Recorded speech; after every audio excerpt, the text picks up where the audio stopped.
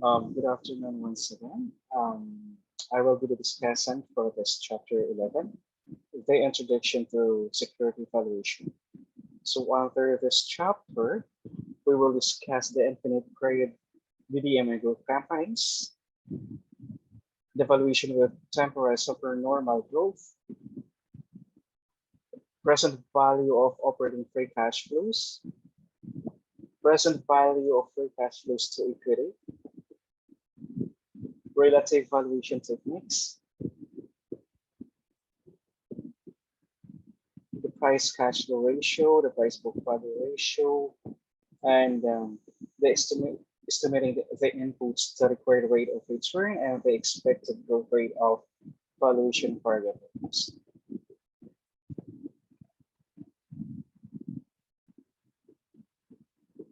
So what is infinite period DDM and growth campaigns?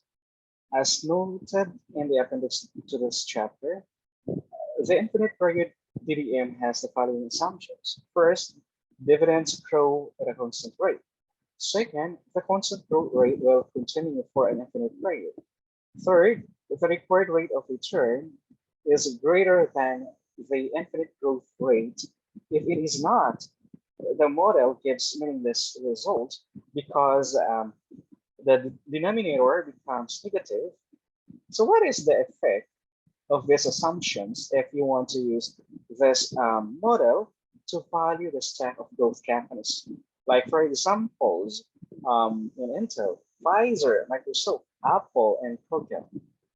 Growth companies are firms that have the opportunities and abilities to earn rates of return on investment that are consistently above their required rates of return.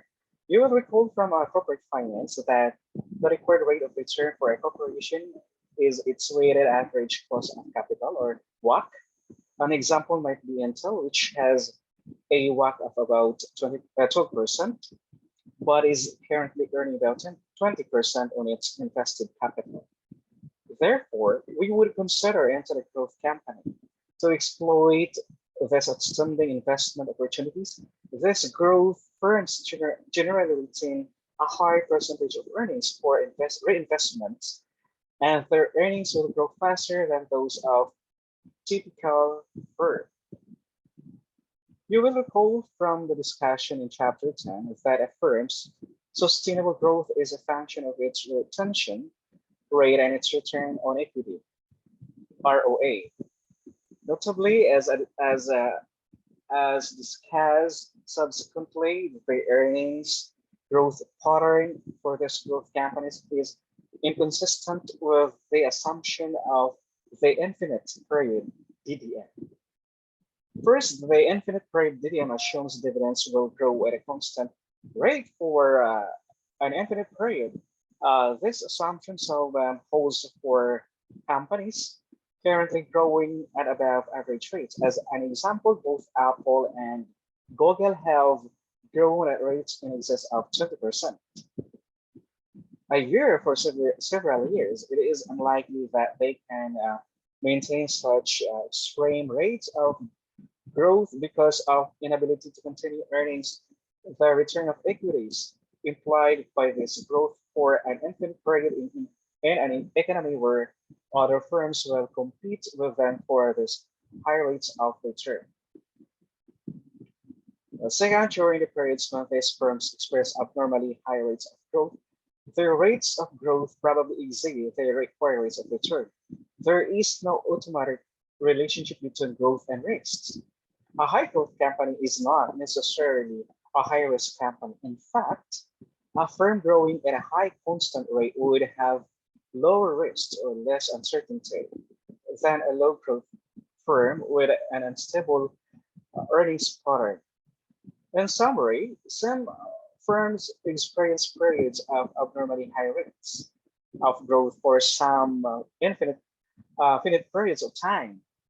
The infinite period DDM cannot be used to value this true growth firm because this high growth conditions are temporary and therefore inconsistent with the assumptions of the DDM in the following section.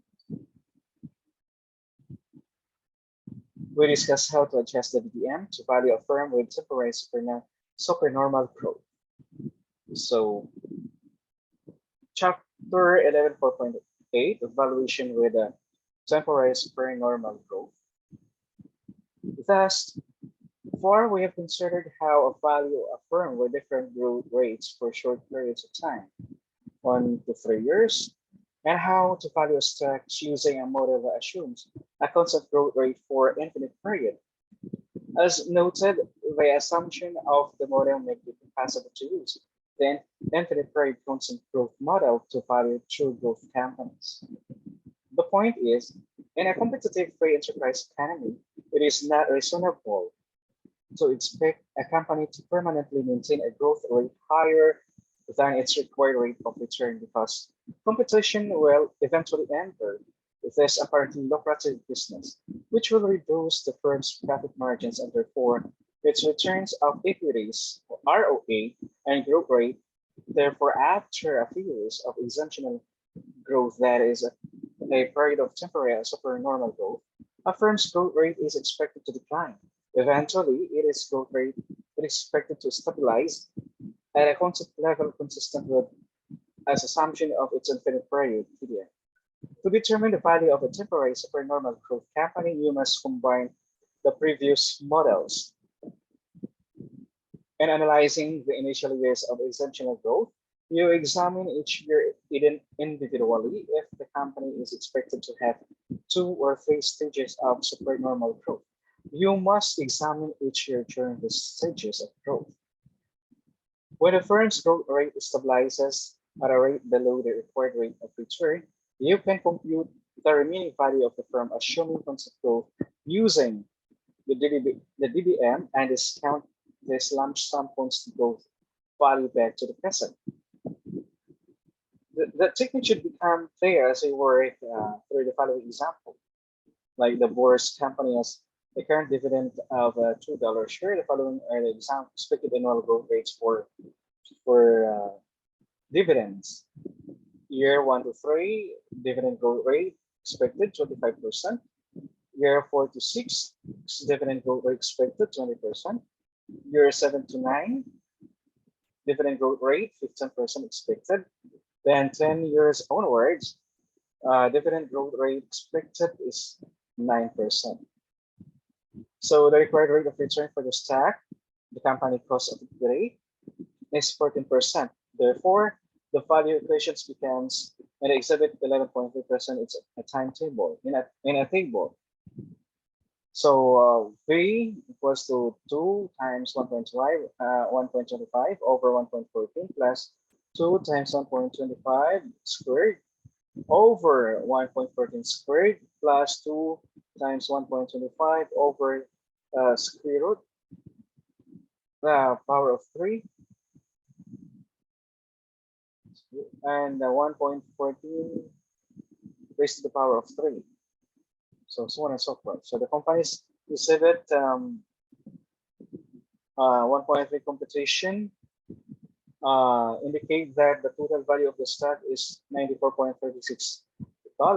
As before, you would compare this estimate of intrinsic value to the market price of the stock when deciding whether to purchase the stock or not. The difficult part of the valuation is both estimating the supernormal growth, normal growth rates, and determining how long each of the growth rates will last. To summarize the section, the initial present value of cash flow stock valuation model considered was the dividend discount model, or DDM.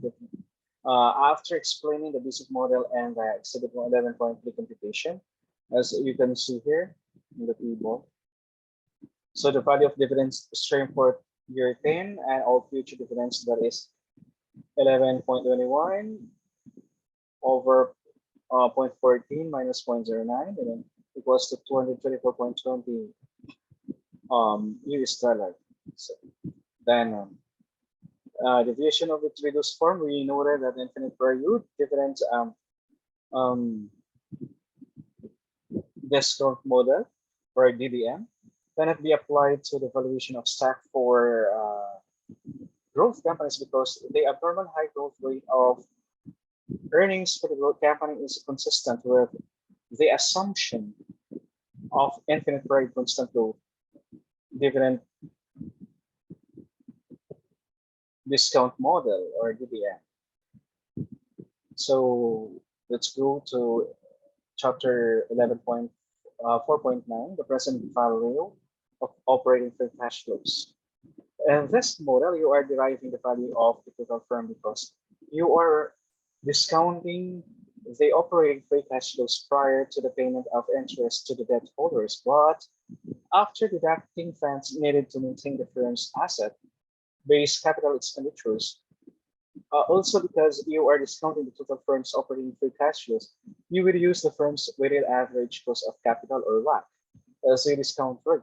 Therefore, once you estimate the value of the total firm, you subtract the value of debt, assuming your goal is to estimate the value of the firm's equity. The total value of the firm's is equals to OFCF over summation is 1 plus 1 is to the power of time st. So where the v value of firm J and a number of periods shown to be infinite, OFCF, then it's A, the firm's operating free cash flows in period. The detailed specification of operating free cash flows will be discussed in chapter 14. So the WACC firm's weighted average cost of capital also will be discussed in chapter 14. So similar to the process we did DDM, it is possible to envision this as a model that requires estimates for an infinite period. Alternatively, if you are dealing with a mature firm whereby its operating cash flows have reached the stage of stable growth, you can adapt the infinite period constant growth DDM model as follows. VJ was to OFCF 1 and WACC was to long-term constant growth rate of operating free cash flows. So, alternatively, assuming that the firm is expected to experience several different rates of growth for OFCF, this estimates can be divided into 3 or 4 stages. So chapter 11, 4.10, present value of free cash flows to equity. The third discounted cash flow technique deals with free cash flows to equity, which would be derived after operating free cash flows have been adjusted for debt payments, interest, and principal. Also, these cash flows precede dividends payments to the common stakeholders, such to maintain the firm's asset base similar to operating free cash flows. They are specified as free cash flows to equity because they also adjust for payments to debt holders and to preferred stakeholders, notably because these are cash flows available to equity owners to discount rate used to the firm's cost of equity rather than the firm's WACC. So the formula, please, right?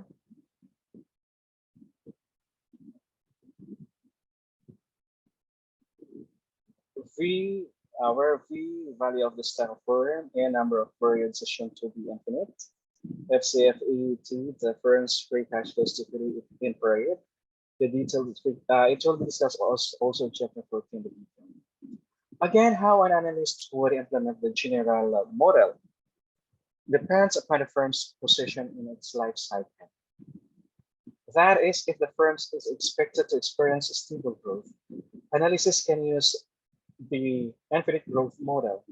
In contrast, if the firm is expected to experience a period of temporary supernormal growth, analysis should use the multi-stage growth model similar to the process used with dividends and for operating free cash flows.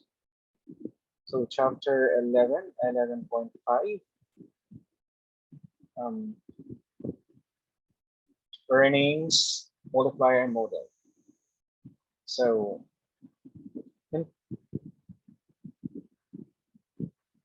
as as noted, many investors prefer to estimate the value of common stock using an earnings multiplier model.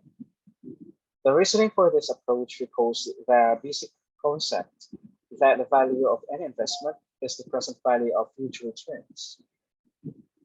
In the case of common stock, the returns that investors are entitled to receive are the net earnings of the firm.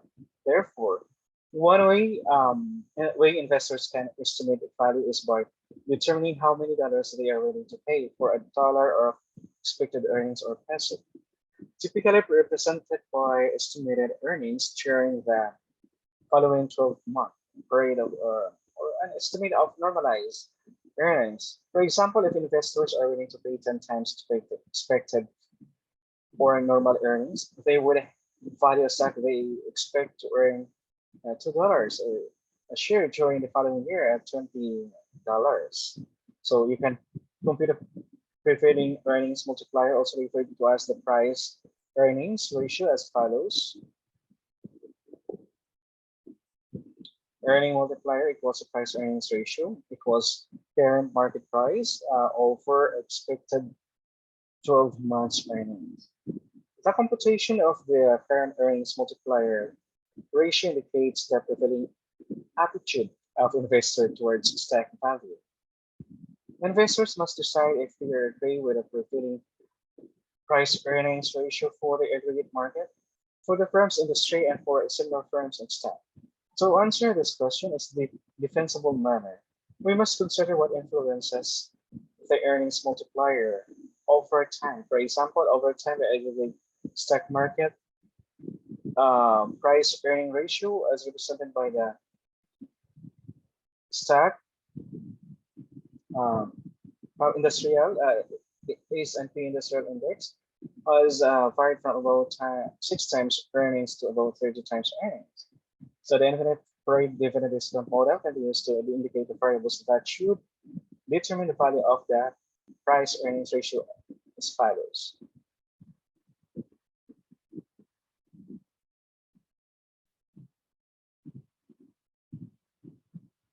Thus, the model implies the the price earning ratio is determined by number one, the expected dividend payout ratio, dividends divided by earnings.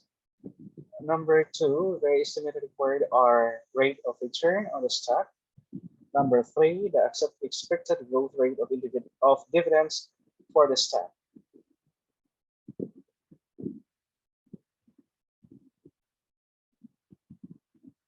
So chapter 11, 5.2, the price cash flows ratio.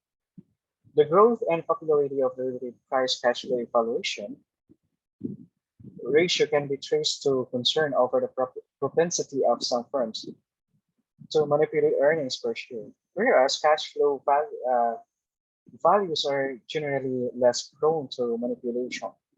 Also, as noted, cash flow values are important and fundamental valuation when computing the present value of cash flow, and they are critical when doing credit analysis where cash is king.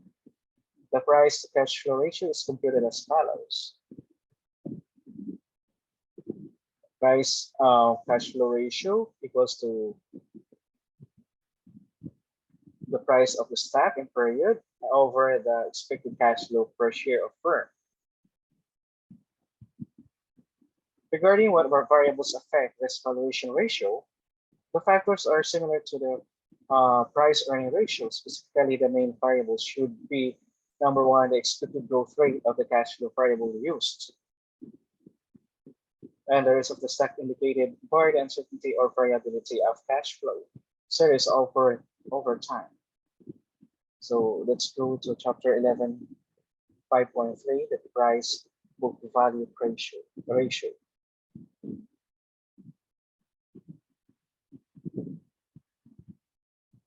So the price book value ratio has been widely used for many years by analysts and the banking industry. So it is used by the bankers, the price book value ratio, as a measure of relative value. The book value of a bank is typically considered a good indicator of intrinsic value because most bank assets, such as bonds and commercial loans, have a value equal to book value. This ratio gain in popularity and credibility as a relative valuation technique. For all types of firms based upon a study by Fama and French 1992 that indicated a significant inverse relationship between price book value ratio and exit rates of return for acquisition of stock. The price value ratio is specified as follows, where the price book value, the ratio firms, P, the price of the stock in period, BV, T plus 1, the estimated end of year book value per share for firm. As with other relative valuation ratios, it is important to match the current price with the future book value that expected to prevail at the end of the year. So it is about the current price with a future book value. So the difficulty is that this future book value is not generally available. One can derive an estimate of the end of year book value based upon an estimate of net earnings minus the expected dividend. So 11,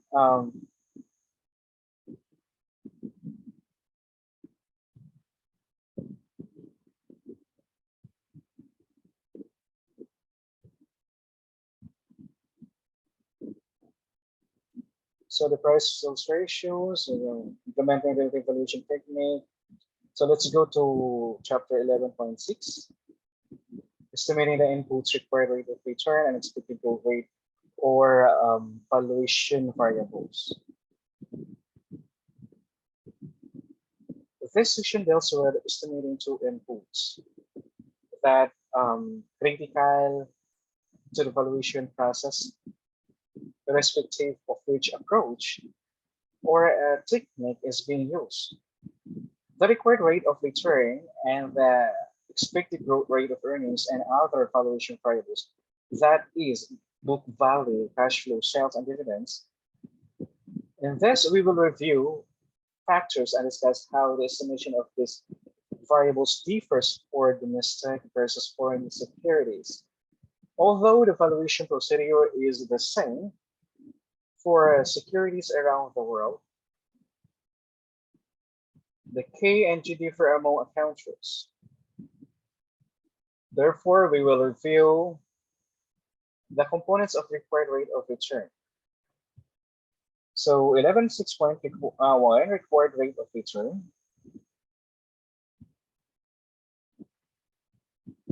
is the determinants of a nominal required rate of return on investment. This required rate of return will be discount rate for most cash flow models and affects all relative valuation techniques. There is difference in the discount rate when you are employing the present value of operating free cash flow technique because, as noted, it uses the weighted average cost of capital or WACC. Notably, the cost of equity is a critical input to estimating a firm's WACC. So recall that three factors influence an equity investor's required rate of return.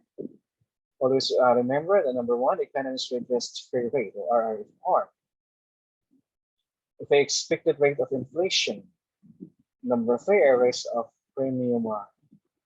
So what is the economic real risk-free rate?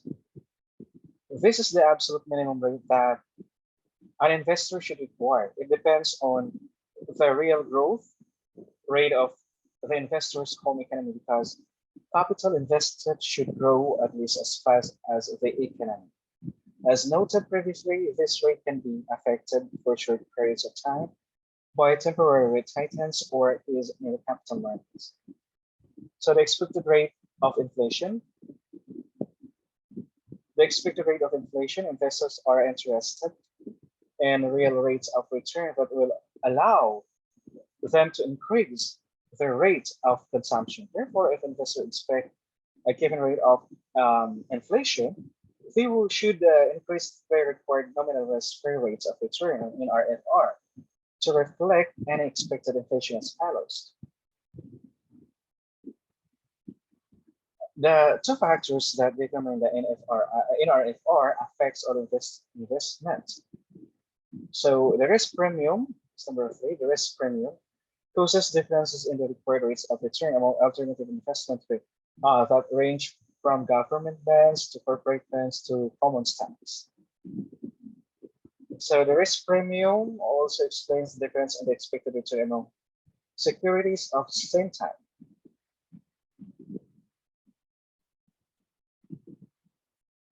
So estimating the required return for foreign securities.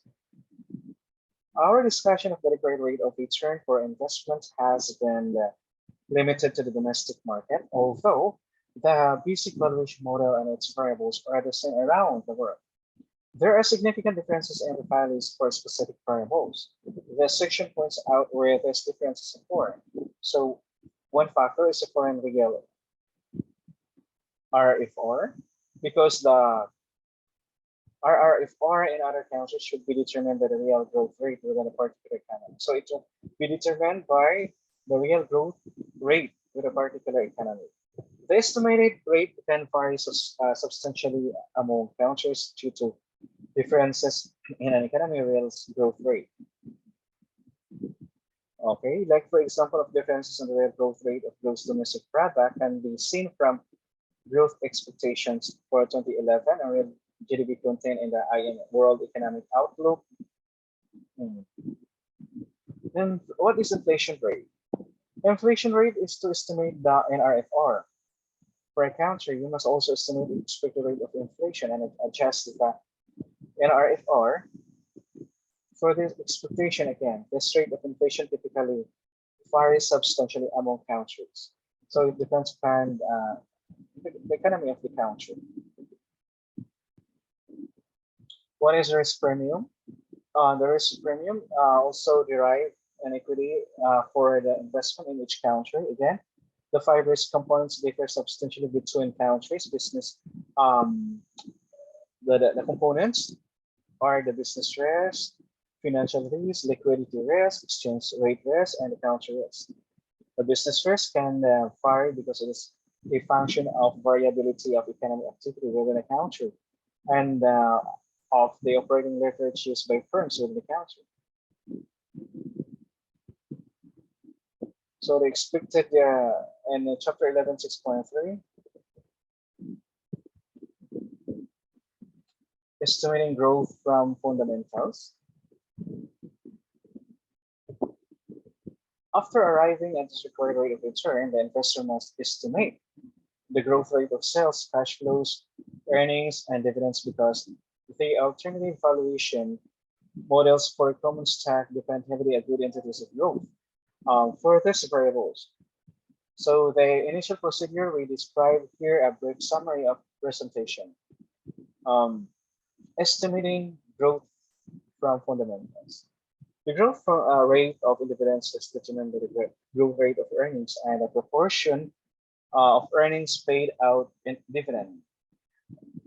Over the short run, dividends can grow faster or slower than earnings if the firm changes its payout ratio.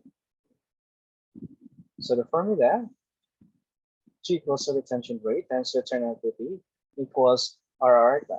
This one, no. RR is retention rate times return on equity. Therefore, a firm can increase its growth rate by increasing its retention rate, reducing its payout ratio, and investing these added funds at its historic return of equities. Alternatively, the firm can maintain its retention rate but increase its return of equity.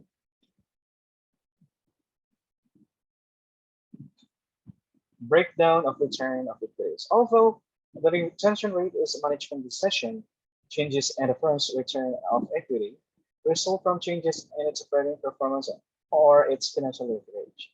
The formula return of equity equals net income over sales times sales over total asset times total assets over equity. This breakdown allows us to consider the three factors that determine the firm's return of equity because it is a multiplicative relationship. And increase in any of the three ratios will cause an increase in return of equity.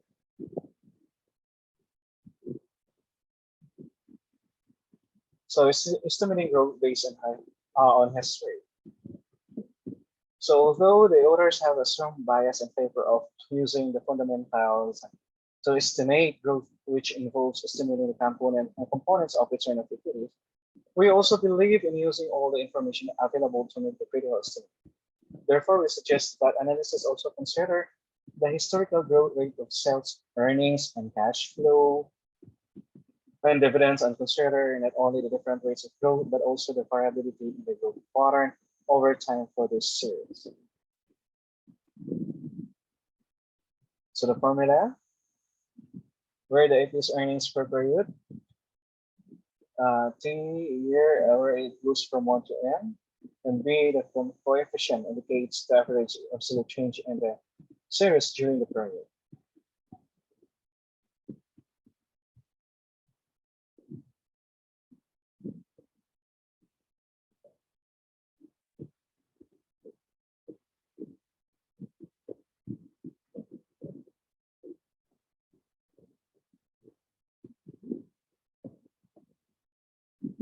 So chapter 11, 6.4, estimating dividend growth for foreign stock.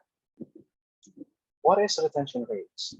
Retention rates for foreign corporations differ within countries, but differences also exist among countries due to differences in the economy's investment opportunities.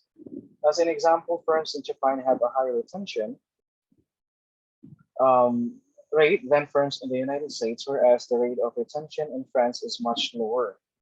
Therefore, you need to examine the retention rates for a number of firms in a country as a background for estimating the standard retention rate within a country. Second, net profit margin. The net profit margin foreign firms can differ because of different accounting convention between countries. And then the third is the total asset turnover. So the total asset turnover can likewise differ among countries because of different accounting conventions and the reporting of asset values at the cost of market values. For example, in Japan, a large part of the market values for some firms comes from their real estate holdings and their common stock investments in other firms. These assets are reported at cost, which typically substantially understates their true value. This also means that the total assets turnover ratio for these firms is substantially overstated. Total assets equity ratio. This ratio, a measure of financial leverage, differs among countries because of difference in economic environment, tax laws, management philosophies regarding corporate debt, and accounting convention. When analyzing a foreign stock market or indicator of foreign stock that involves estimating the growth rate of earnings and dividends, you must consider the three components of the return of equities, just as you would for a US stock, but recognize that the financial ratios for foreign firms can differ from those of US firms. So as an investor, you want to select investment that will provide a rate of return that accompanies you for your time, the expected rate of inflation and the risk involved. To help you find the investments, consider the theory of valuation by which you derive the value of an investment using the required rate of return. Apply the valuation theory to a range of investments, including bonds, preferred stock, and common stock, because the valuation of common stock is more complex and difficult. So this is the end of my chapter's discussion. Thank you for listening and have a good one.